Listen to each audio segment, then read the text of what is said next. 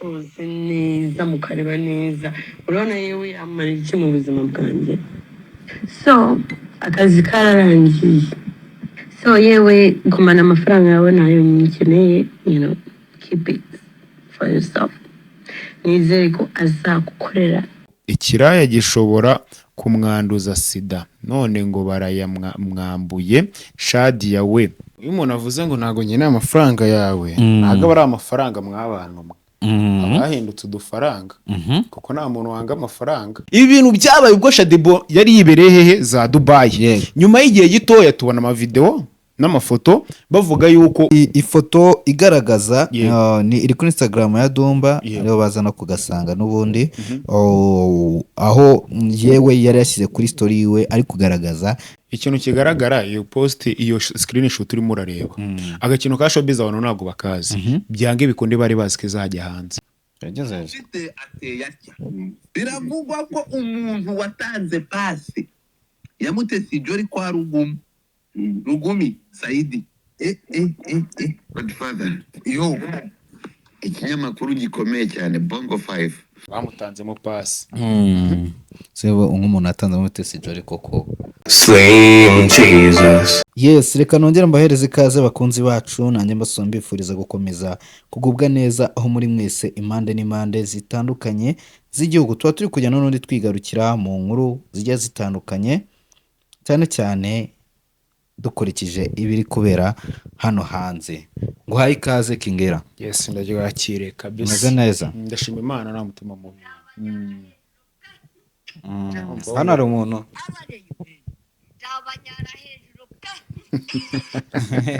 Narubishe umukecuru hano dufashe gutangira mu kiganiro. Umukecuru hano ngo abareyo.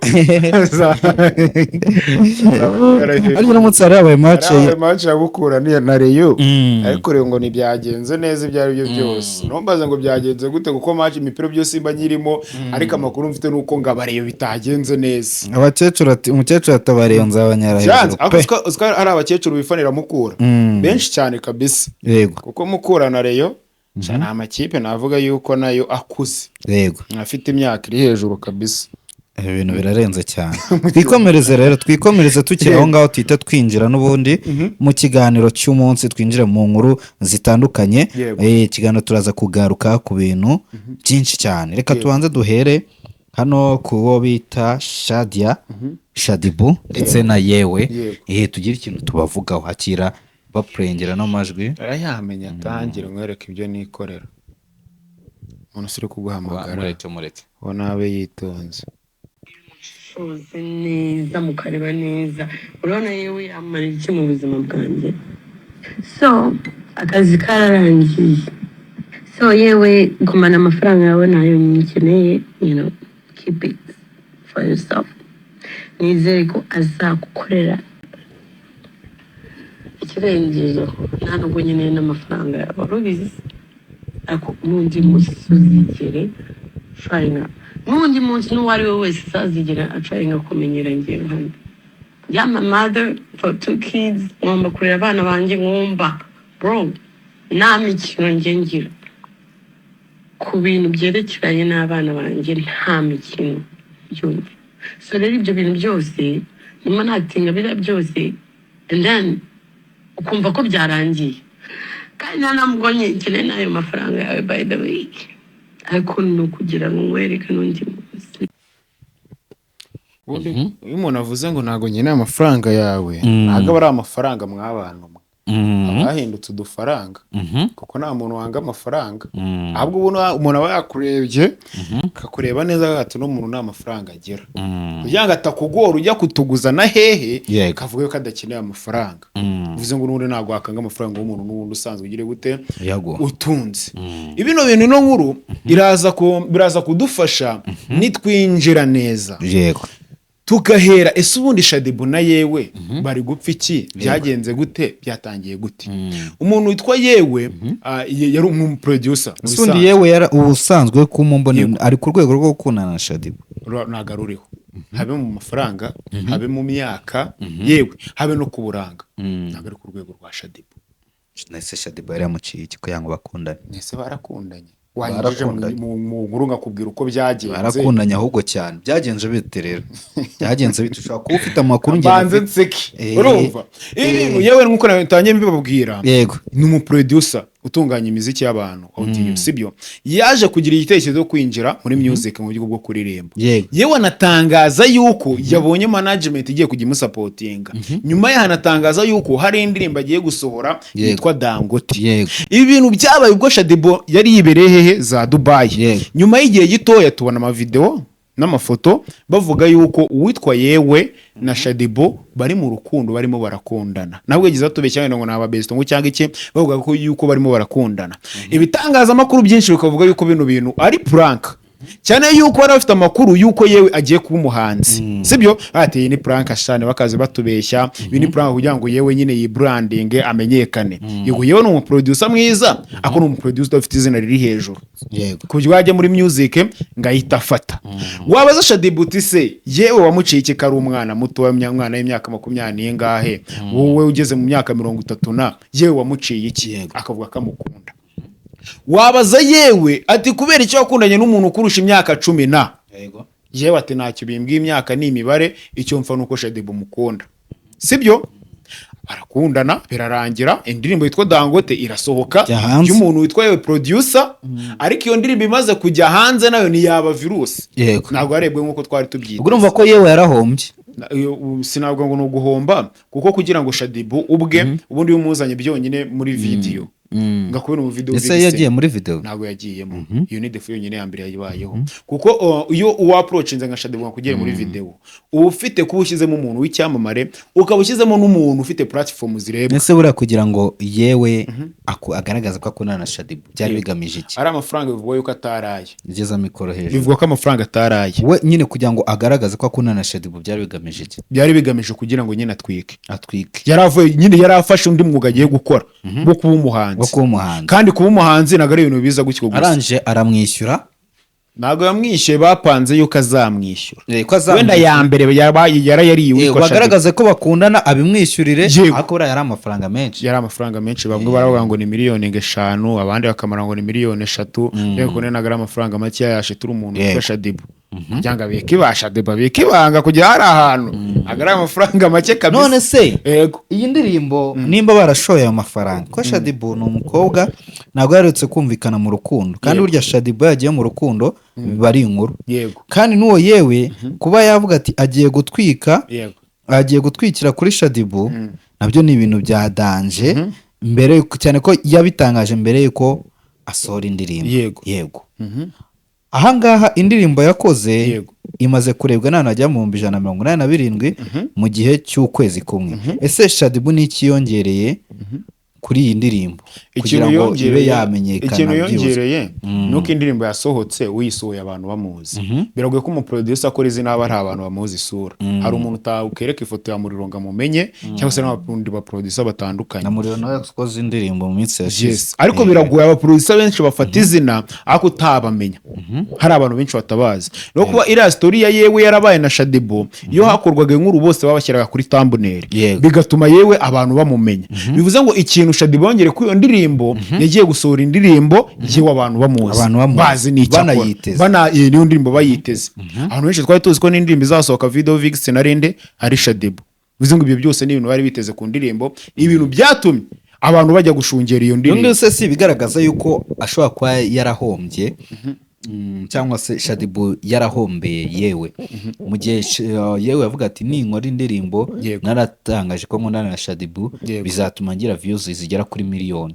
Ntabwo yigeze amuhombera, sibyo? Kuko gukora indirimbo igatumbagira bisaba promotion, kwishyura ababruga n'abandi bantu benshi bakundana na Shaddy ni promotion yari yatanze. Nizo views 100 nayabonye, ibihumbi 100 nayabonye, nabyo ni promotion Shaddy yamuhaye. Ikindi kintu inkuru bubatse ibintu nageze kubivuga mu kiganiro nigeze gukora kwa Jessica kuri YouTube channel koraga witwa Jessica 250. Ndavuga ni Yewe ibi bintu wishoyemo kabone kugeza ku myaka yawe ya nyuma mikuru, urumva nko kuri senkani imyaka ari senkani kuzamura, umuntu azajya ajya kuvuga Yewe yongere ijambo ngo wa muntu yigeze gukundana na Shaddy, sibyo? Bivuze ngo nitamubera icyasha bizamukiza. Bivuze ngo naka kanya aje kunuza agiye ko anaje hano kamuha ikiganiro wakandikaho ngo Yewe wakundanye na Shadibu kunanye na Shadibu ntabwo wakandikaho ngo yewe umuproducer n'umuhanzi bivuze ngo Shadibu yamuhaye inkuru muri make yamwubakiye irindi zina runaka bivuze ngo rero ntabwo Shadibu yigeze aho hano hari abantu bavuga bati Shadibu yarakoreshejwe ese nani ko bifata kubona umuntu mukuru nka Shadibu yakoreshwa umuntu akamukoresha mu nyungu ze Shadibu yarakoreshejwe kuko nimba baramwemera amafaranga niba yamuhe icyo ni ikintu cya mbere cyo gukoresha akamwemera n'urukundo yego ntabwo urukundo rwo turwihorere kuko n'inkundu zigurwa ariko rero ikindi kintu gihari hano ikintu kigaragara hano ndaza kano gafoto ndaza gusa ko bakatishyira muri noza ya screenshot okay ni ifoto igaragaza ni iri kuri Instagram ya Dumba rero bazana kugasanga n'ubundi aho yewe yari yashyize kuri story yiwe ari kugaragaza icyapfuye na Shadibu yego arenzaho amagambo ati sometimes we keep quiet not because we can't have what to say just because we want peace ati ubwo urumva yashatse kuvuga ngo rimwe na rimwe turituriza kubera ko tutafite ibyo kuvuga kuko tudafite ibyo kuvuga ariko kuko dushaka amahoro ni ukuvuga ngo hano yewe yari ashatse kugaragaza ko Shadibu yari yaramubujije amahoro yari yaramuzengereje ikintu cyari gihari bano bantu nigeze bakundana Shadibu ubwo yabikemuye icyo kintu kucyumva kubera iki uvuga Shadibu avuga yuko Shadibu nimba ari gusohora amajwi yishyuza amafaranga nimba batarakundanye yego kuki hano hari message iti bu kutitaba phone is kutitaba phone is everything good baby are you in Rwanda ko mbona post wagira ngo wagiye hanze y'igihugu urabona hano nimba batarakundanye kuki bigaragara ko Shadibu yari ahangayikiye yewe ikintu kigaragara iyo post iyo screenshot urimo urareba agakino ka showbiz abantu ntabwo bakazi byange bikonde bari bazi ko izajya hanze icyo ni ikintu cyambere ugomba kwitaho kuko abantu benshi muri kino kibuga baraplanning bagapanga sibyo ikindi kintu ntabwo Shadibu yabarakundanye na yewe ngamwishyuza amafaranga y'iki shaka ararwaye akamubwira ati umafuma amafaranga itonde wumve inguru akamubwira ati amafaranga yagumana n'undi nta kintu nshaka abo bantu nibigeze bakundana ni prank sibyo iyi ni prank aho amafaranga bemereye Shadibu ntago yayabonye muri iyo prank agize gute yakinywe kandi Shadibu impamvu ngo baramukoresheje icyambere baramukoresheje nubwo amafaranga yose batayamuhaye sibyo ikindi kintu cya kabiri Shadibu ni umuntu mukuru ubu nk'abantu wenda bari mu rugero rw'aho ati se wa mama we dore ko ari n'umuntu afite abana sibyo kuki uri muri ushora karakana kagasore gato mu rukundo urabona ko yewe hano yari yagiye muri gahunda z'akazi muri Kenya muri gahunda z'akazi yego bivuze ngo rero ibyo bindi byayo barimo bavuga cyangwa iyi noza abanza ndebere turebe ndebera umbwire nimba ari fake chat ariko abantu bajya bakreatinga chat zitari za nyazo ese ubu Shadibu sibyo ambwire rero ukuntu yamwingingaga n'uburyo ngo yewe yaragiye muri gahunda z'akazi muri Kenya ndakavuga sinese kuki utavuze yewe gahunda z'akazi yaragiyemo muri Kenya ni izihe tuvugisha ukuri ese so mu producer Element sasa yajya muri Kenya Element nande Element yajya muri Nakiza ajyayo nanone se kindimbo tuzibona bakoreyeyo yewe yakoreye ariko umuntu ushaka agahezo kuko kwerekana ko akunda na Shadibu yabuze ifoto ya posting ari muri Kenya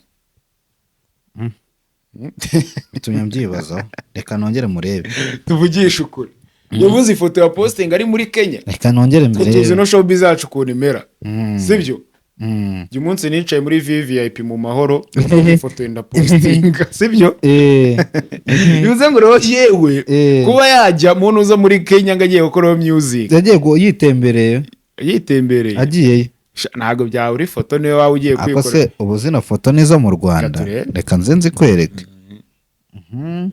iyi foto niyo mu Rwanda iyi foto yifatiye mu Rwanda iyi foto se iyi wasanga arayifashe ari yafatiye Kenya icyo gihe ntese mu Rwanda tuzi inyubako nk'izi tuvugisha ukuri tuzi inyubako nk'izi ikindi kintu cya kabiri yari agiye yo mu kazi sikwambwiye mu mpamvu z'akazi studio iri hese cyangwa mikoro byange bikunde agahezo yewe ashobora kuba yakora yagiye nko muri Kenya ntago ari ukwifotoreza mu muhanda w'icyo bisanzwe ahubwo no kwifotoreza muri studio cyangwa kwifotoreza ku mustari runaka agiye gukorera music ibintu nk'ibyo ngibyo bishatse ko hano noneho Shadibu ari kurenganya Shadibu urumva wenda yakishyuwe nako ngiye mbibona sibyo kuko yafashije yewe pe reka mbikwereke dore ngibi hano arabyanditse rwose ubanza agiye gusura n'indirimbo bita Joy urabona hano ari ku kibuga cy'indege yarabipostinze ajya he ko agiye nyine Kenya muri gahunda z'akazi sibona se iyo foto ko ushaka kuyirenga nayibonye yewe mu murwanyiriza iki tambike gake gake singize proof zigaragaza yego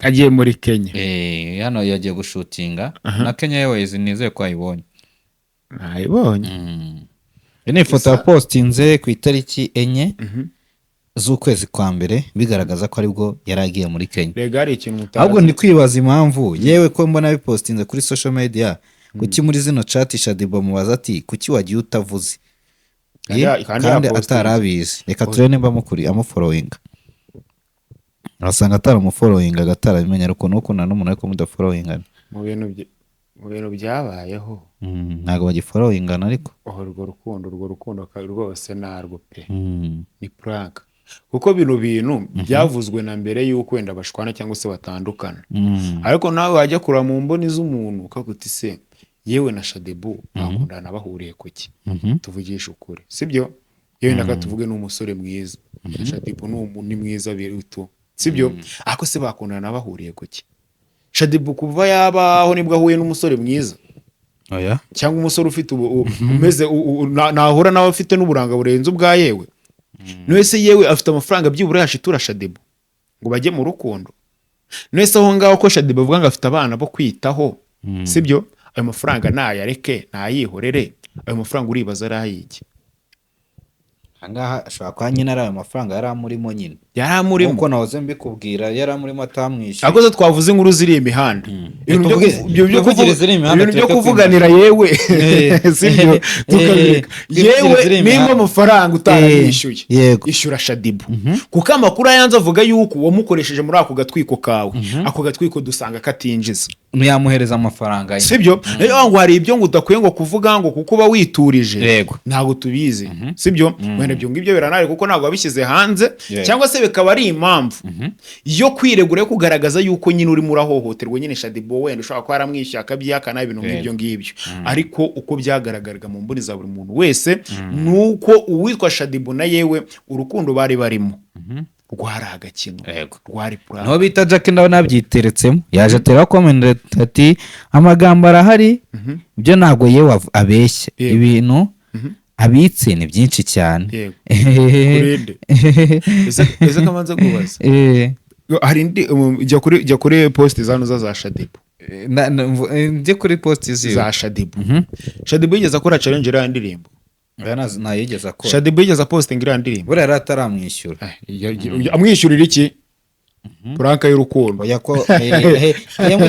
kuko ari umuntu mukundana ntabwo arindira kumwishyura aguha support sibyo bivuze ngo aguha support nyine kugira ngo utere imbere ntabwo arindira kumwishyura kuri challenge sibyo nimba atari postinze rero ubwo yewe wari warishyuye Shadibu ngo mukundane gusa urabona akantu disi bavuze ngo ni agatwiko ko gukundana reba nk'uyu nguyu hari umuntu ateye muri comment ati ngo ariko muzi ko umuntu wese ahava akagera agira ubugoryi bwe wowe uraje uhindisha abanyarwanda ubumvisha ukuntu uri mu rukundo rushya muratwitse sinakubwira amabanga yanyu yose muyashyize hanze muratweretse kandi hari n'ababa badashaka kubimenya none utangiye kuza kuganya ngo warambuwe kandi wazaga uvuga ko uri mu rukundo ese niba uri mama w'abana babiri ubu nibwo wibutse kubibwira uwo mutipe utekereza ko abyitayeho kweri wakita ku bana bawe utabitaho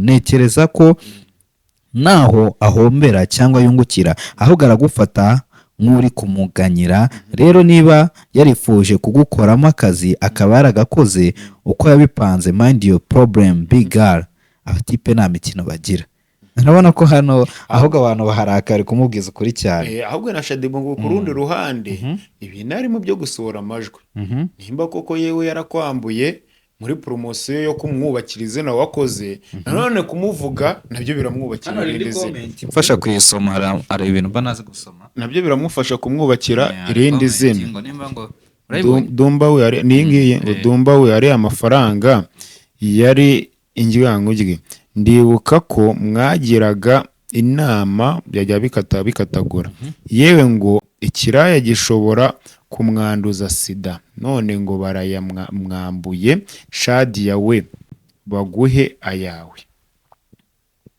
bamujyaga inama ngo bashobora kumwanduza. icyo ni igihe wenda byari kuba ibi ni ibikomenti by'abantu bidafite gahunda, ibikomenti by'abantu baba biri aho urumva. ariko na Shadibu Yego. gukomeza kuvuga yewe ngo yaramwambuye nabyo birakomeza mu mwubakira izina. abantu bagiye no kurana n'iyo ndirimbo yitwa Dangote ni hano waje akavuga ngo Shadibu ngo uraciriritse ngo ibaze kwigurisha amezi 3 kuri miliyoni 6 zonyine. no gukoresha amafaranga ese Shadibu si Slay Queen yawe. Nese ibintu bya miliyoni 6 byaturutse kuki? Nine ni muri ibi ngo nayo mafaranga bari baramwemereye. Yego. Gusa amafaranga ntago abantu bayemeranyaho. Ko nujya kureba mu nkuru bamwe bavuga ko ari miliyoni 5, baravuga ko ari miliyoni 3, nubwo izo 6 nabwo biraje uko nguko urumva. Yego. Kandi amakuru akavuga yuko yewe atari amafaranga ari kuva mu mufuka we. Ari amafaranga ari guhabwa na management. Yego. Kuko yewe ntago ari ku rwego rwo kwa approachinga nde umuntu witwa Shadibu. Jewe no kuba bavuga na Shadibu yashobora no guhamagara Shadibu basanzwe bataziranye nana mwitaba. Yego. Cyane yuko birazwe cyane pe. Uze ngo rero amafaranga ubone yari no kuva mu ikofi. Amafaranga yari kuva muri management yewe. umuntu witwa yewe. Yego. Ahubwo yewe ashobora kuba yarasohoye indirimbo management kabona ni flop yigendera. Ikareka kwishyura Shadibu. Mu Shadibu mwihorere nahe bakamwihorera. Kandi ari tekinike rero yafashe zo kubrandinga yewe ndetse na studio yiwe. Yewe birababaje cyane, birababaje cyane. Hako yewe yangane wishyure mwana, yangane wishyure nemba uriya mama waramwemereye yuko uzamwishyura ukaba urimo uramwambura rwose. Icyambere ntawe uri umwana pe ukwiye kurerwa na Shadibu yakurera. Umenye ko hari abandi bana bari mu rungano rwawe afite bakeneye kubaho. Bivuze ngo rero wishyura umumama w'abandi abona icyo atungisha abana. Tukiri mu by'urukundo zisenyuka zindi zuyubaka. Yego. Mu gihe rwa Shadibu na yewe ruri gusenyuka. Yego. Hari inkuru ivuga ko bita Mutesi Jolly we muri kano kanya ameze neza mu rukundo n'umukire. Bino bintu turabyinjiramo ako tunavamo. Yego. Uwitwa nanjye ngo Shadibu. Shadibu yamaye ikira. Uwitwa Mutesi Jolly sibyo uyu ni Miss w'u Rwanda. Mutesi Jolly agiye mu rukundo nubwo ubukwe bukaba buhari cyaba ari ikintu kiza buri muntu wese yakishimira. Sibyo kuko buri iyo ubyaye umwana cyangwa se iyo ufite umuntu w'inshuti yawe yageze mu gihe cyo kurushinga yatangiye nyine yagiye kurushinga turishima twese twanabutaha. Cyane cyane yuko yaba agiye no gushakana n'uwo mugabo w'umukire urumva ufite imitungo cyangwa se wabasha kwita ku mukobwa wacu. Tambivuga uko nguko sibyo. Ariko nanone kuri post zagaragaye na comment zagiye ngo ziterwa ngo haba comment ngo y'uwo muherwe haba comment ya Mutesi Jolly urumva nyuma yaho byaje kuvuguruzwa. Bivuguruzwa n'umuntu witwa Mutesi Jolly avuga yuko yari amaze iminsi ayigiye ihakinzwe. Ahubwo abayihakinze aribo bandikiranye aribo banditsiye comment. Yes. Abantu ne babyemera. Siko kurabyemera ko iriya comment yanditswe mu gihe account ya Mutesi Jolly yari yahakinzwe. Hano hanahemo ibintu bibiri. Mutesi Jolly yagaragaje yuko yahakinzwe. Niyagaragaza iby'urukundo rurimo biravugwa hagati n'uriya munyamitungo runaka. Urumva? Ubusanzwe account ihakinzwe ngo iyo account yahakinzwe ni ikihe kintu kigunda kugaragaza account yahakinzwe?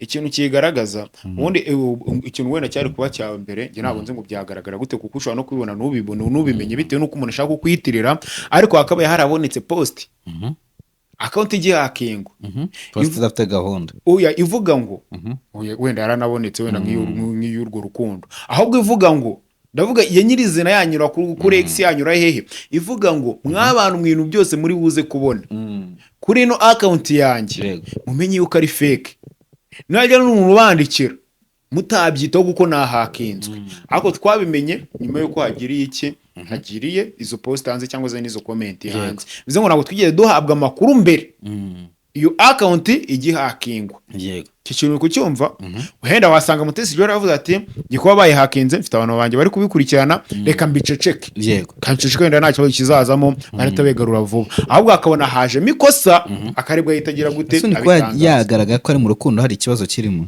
nta kibazo kirimo urumva cya abantu benshi ari wenda kuba yajya mu rukundo ako numbaza ngo mu rukundo nandi urakata umureke utwa Mutesi Jolly agiye mu rukundo ni ikintu kiza ntabwo twagitera amabuye cyangwa ari ikintu kiza sibyo kuko nawanga ko umuntu yakundwa cyangwa se ngakundwe sibyo bivuze ngo cyaba nubwo buko buramutse buhari nawe twamushyigikira twabutaho nko twatashye ubwana we. Yego.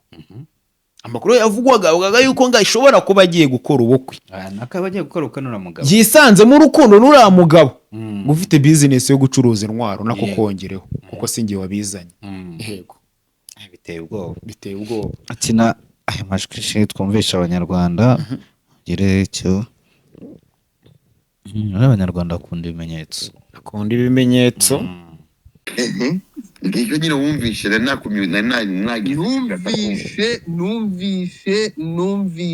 numvishe mama yake na muzana mama ndapfuye. Umutesi ibyo rigiye kumugoroka ahantu hose. Business yahuje Rugumu na Mutesi Jolly ni iyihe ko uyu mugabo acuruza intwaro mbere yuko bajya mu rukundo. Bro, nkimara gukora checking kuri uyu mugabo amaboko nayamanitse ndavuga niba dufite abana b'abakobwa babaruza kunyura kuri space gato nagusabye give me like 2 minutes nakubwiraga uyu ntabwo ari miliyoneri. Bosca nataka utueleze tubwire uyu muntu Saidi ni Gatiki ni muntu ki, ndagusabye tubwire. Ibi nta nubwo wenda wabyumvishe ko Mutesi Jolly bamutanzemo pasi. Sebo nk'umuntu atanzemo Mutesi Jolly koko urumva ari nk'umuntu uri ku ruhe rwego. pasi yaba ari imeze gute. Mutesi Jolly kazwi, imbuga ze zirakora abantu baramubona. Cyangwa ukuntu n'uwo mugabo ashobora kuba yaramubonye nko ku mbuga nkoranyambaga, sibyo? Nta n'uwabimenya. Ariko none sirimu tugendere ku makuru twe twahawe na nyiri ubwite. Nimbakana ko zira comment atarize ubwo nagarize. Kwigarukira muri showbiz yacu wo bita Yamano mu minota 38 ishize. Yego. 38 ra na masaha 2 ahubwo nuko yafashwe hashize iminota 38. Yaje gupostinga kuri Twitter ye arimo arasubiza ku bantu bavuga bamunenga ko yavuze ko atazi Melody. Ibi ngakaba bivuze nyuma yaho wo bita Muyoboke Alex yavuze ati iyo manicanye na Yamano ari kuri televiziyo y'u Rwanda avuga ngo ntago nzi Bruce Melody ariko itavuga ngo ceceka peti warengereye. Rero Yamano nawe akakanya akoze icyo bita gusubiza abantu bose bajyaga babyibaza impamvu bavuze ko atazi Bruce Melody. Yanditse ati abenshi nibumva ibyo mvuga rimwe na rimwe nkabona muri kunekerereza. Kuba naravuze ko namuzi si bivuze ko nazi umuziki akora, ahubwo simuza amaso ku maso. Urumva? Ahita yandika ngo #sinyi niba sinzi niba uri kumva icyo kintu. Sinzi niba hashtag ka sinzi niba uri kumva icyo kintu. Urumva hano urumva Yamano wawe akomamo n'unamufana cyane sinzi impamvu. Yamano so kumufana ngenda mukunda bitewe nuko ari umuntu ukira imbaraga mu byo akora uko rudasubira inyuma. Namuka yamaze gusohora indirimbo by the way nayo iri visualize ntago ari video yagiye avangamo tu video twa video yagiye akora kuramo nyene tugira black and white uploading indirimbo. Bivuze ngo rero uwitwa Yamano amakuru ari hanze avuga ko yigeze kwaka witwa Bruce Melody collab, ariko no kwaka umuntu collab nago bisaba ko nanone kwaka collab yatse collab mu buryo bwa confidence nyinshi. Ntabwo bisaba ko wamwa yaranditse kuri post kuri stati ya WhatsApp yamusobe ko collab kuri stati WhatsApp ati bite n'ukuntu indirimbo irenze ndumva Melody y'amakorabo. Ngiroga confidence nizo zikonto muri iki kibuga dafite ko ariko ni byiza cyane. Bivuze ngo rero nizo confidence urumva ni nazo zagatumye Bruce Melody akora icyo kintu kuko umuntu nimba yigirira icyizere abagaragaza yuko azirwana akabaho. Kuba ibi bintu Yamana bivuze nyuma yaho n'ubundi yakoze ikiganiro abivugaho cyane ko avuze n'ubundi hari umuntu n'undi byanditse muri comment numva koko nibyo avuze agendeye ku byo yavuze cyangwa se yasobanuye. Yego. Abingibi byo biraza gutanga ishusho se Yamano koko ubundi Yamano koko ni yago wamuzanye. Yamano ntago ari yago wamuzanye kuko Yamano ajya avuga ngo Irene ngo niwe umuntu umuzi cyane. Oya Yamano ntago ari yago wamuzanye ahubwo Yamano ni umuntu wirwanye yakasapota ahantu henshi sibyo ari uko kwa Kasiko bavuga ko ari bo bamuzanye. Muyoboka avuga yuko yamusapotinze ni Muyoboka Rino Puja sinzi umwe muri abo ngabo. Nuza uburumva no kwa Irene navuga ko bamusapotinga no kwa Yago navuga ko bamusapotinga. Bivuze ngo Yamano ni umuhanga mu kwaka abantu mu support. Bivuze ngo araza akakwereka yuko ikintu ugiye kumukorera ari ikintu cy'akamaro ku buryo wishuka cyangwa se ukanibeshya yuko we kintu umukora cyo kintu yari akeneye cyane mu buzima, ahubwo ufite tekinike nziza yo kwakamo support kugira ngo agaciro ukwiriye n'icyubahiro, akanagushima ibyo wamukoreye ijana ku rindi, ariko buri muntu wese agenda aha support umuntu witwa Yamana, kuko n'uwitwa ngo Pazo w'umukomedian nawe bari kumwe ubu ngubu, ese nawe azavuge ko ariwe wazanye Yamana, azavuge se ko ariwe wesheje Yamana ku stage kwa The Ben, na ba Didimani baba bamuri hafi cyane, ntago ari cyo bivuga. Sirimu uraza kunyemera mvuge kino kintu sibyo? Hari inkuru zimaze iminsi zicecekana ku ma YouTube, wenda ngakora ikiganiro ahantu hamwe ahantu hatandukanye, title zikaba ikibazo ku mpamvu imwe. Sirimu dusoza ikiganiro ndabanza nshime sibyo, ndashimira umuntu witwa Jessica zo mipango Unique Kasuku twaze dukorana mu minsi yashize. Hari amatayito gikorana na Kasuku, ukasuko nago tugikorana ako ku mpamvu runaka ishobora no kuba hatandukanye ari uko agiye hanze, mwapfuye ko agiye hanze ko kubyinjiramo kuko ibyo agiyemo ni akazi, kandi ntago wakanga ko umuntu ajya mu kazi, ni ikintu nyine kiza kuba yaragiye hanze. Ahubwo njyewe hari title nimo nagenda mbona ku biganiro cyangwa se na comments zitandukanye, nimba ari umuntu ushobora kuba afite beef runaka akaye bifitanye na Kasuku yasimbizi, ariko ngira abanza nshime umuntu witwa Kasuku Jessica mipango muri no mihanda mufata nka data umbyara muri showbiz, kuko ni umuntu wamuritse amurikira imihanda iramenya. Rero abantu barimo barafata inkuru runaka bakazikora bashaka kugaragaza yuko hari ibintu runaka ikibazo mfite kuri Jessica Izzo cyangwa se ikibazo mfiteho, ibyo nibihari kuko nge ndamwubaha, nzi n'agaciro muha, kandi guhera ubu ngubu uko byagenda kose ngomba kumwubaha nk'umubyeyi nyine wanzamuye muri no mihanda. Impamvu mbivuze ni ikiganiro ejo bundi cyasohotse gikorewe ni kuri channel imwe runaka na kandi kuyimentioninga, bitewe na title banditseho mbona iteje ikibazo. Yego ndavuga ni se habaye iki, konse ko mu kiganiro navuze Jessica zo mipango neza, kandi atari kumuvuga neza ngo mwigureho, ahubwo navuze ikintu cyiza kuko nzi ko ari icyo yankoreye. Burangiye ntabwo mvuga umuntu ikintu cyiza nyine mwiguraho.